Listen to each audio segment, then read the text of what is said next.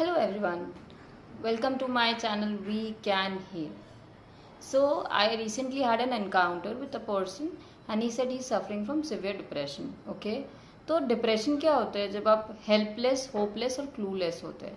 पर वो तीनों ही नहीं था. ना वो हेल्पलेस था बिकॉज वो सेल्फ मेड पर्सन था, ना ही वो क्लूलेस था, उसको पता था उसको आगे क्या करना है, और ना ही वो एमलेस था, मतलब वो कहीं भी ऐसे अटक नहीं रहा था. ओके, तो मतलब he had a traumatic childhood. उसकी वजह से वो बहुत परेशान और फ्रस्ट्रेटेड था बिकॉज उसका सेल्फ एस्टीम और सेल्फ कॉन्फिडेंस ऑलरेडी बहुत ही ज़्यादा स्ट्रैंगुलेटेड है, बहुत ही पकड़ा हुआ है, जकड़ा हुआ है.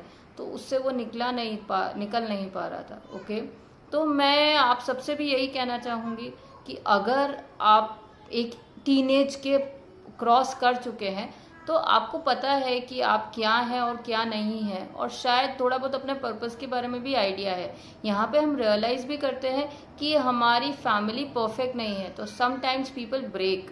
Okay, but I would like to tell you कि नो वन इज. जैसे हम परफेक्ट नहीं है वैसे फैमिली कैसे परफेक्ट हो सकती है. तो आप उनको फॉरगिव करें और चीज़ों को रीजन आउट करें. अगर वो साइड से नेगेटिविटी है तो आप अपनी बाउंड्रीज क्रिएट करें, और पॉजिटिविटी और सपोर्ट है तो you are the lucky one. Please always share with them, consider them your family. और अगर कोई छोटी मोटी गलती हो जाए तो please forgive and try to move on. Okay, forgiveness is very essential. ठीक है, फैमिली में साथ में एक साथ रहने के लिए विदाउट एनी ग्रजेस और रिजेंटमेंट्स.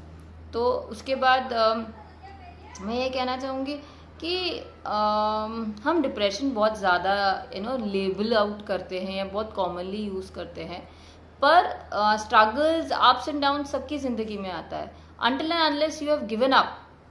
Okay, you are given up मतलब you have no hope, you don't want to do it, you are not depressed. ठीक है, and please don't easily give up. मैं इसका सिंपल कारण समझाना चाहती हूँ. By biological means God created many species. ठीक है, हमारे हिसाब से बहुत सारी स्पीशीज यूजलेस है, यूजलेस या एटलीस्ट हमारे लिए हेल्पफुल या बेनिफिशियल या कुछ भी नहीं करती. They are just there, they are not doing any part. पर somebody created them, राइट? तो there must be a purpose. Who are we to decide कि वो यूजलेस है कि नहीं, या उसका पर्पज होना क्या है और जरूरी है, राइट? वैसे ही ह्यूमन स्पीशीज में भी है. कभी कभी हमें अपना पर्पस नहीं पता है, पर हमारा होना भी बहुत इंपॉर्टेंट और सिग्निफिकेंट एक बोलते हैं ना हैपनिंग है इस वर्ल्ड में. ठीक है, तो प्लीज ट्राई टू रियलाइज कि अगर आपको बनाया गया है, अगर आपको जीवन दान दिया गया है, तो कोई ना कोई पर्पस है. जरूरी नहीं है कि आपको उसका नॉलेज हो, आपको उसका बोध हो, पर there is a certain purpose for with which you are born. Maybe not for you, maybe for someone else, maybe for the whole world. इतना ग्रैंड पर्पज होना जरूरी नहीं है, छोटा पर्पज भी हो सकता है कि आप किसी की जिंदगी के सपोर्ट है, या बोल सकते हैं एप्पल ऑफ द आई है, किसी के जीने का रीजन है. Okay, and that is reason enough. If you are able to help another being, may it be human, may it be another species, then you have a purpose. Okay, it should not be grandeur, जो सबको socially desirable वैसा grandeur होना जरूरी नहीं है.